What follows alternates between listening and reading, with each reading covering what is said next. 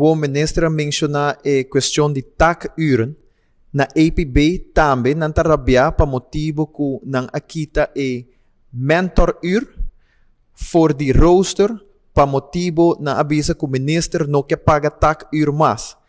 Kiko tem verdade de isso aqui?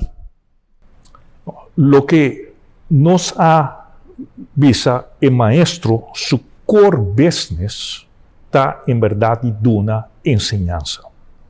E nós sabemos que ora é de como na Aruba, comparado com outro país, 85% do budget também para pagar salário.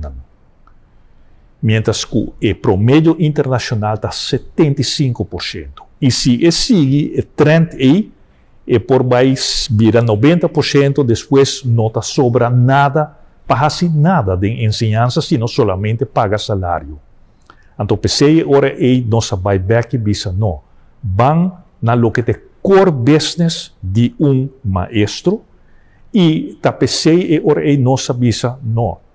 Ta bisa takuren nang ta te 1/8 deel die volledige betrekking wordt dedicar na certo tarefa e outro tá para o contratar para duna bofak, para duna boles, para coach e aluno nang, para lo que tá boa matéria, por exemplo, de escola secundária maneira IPB.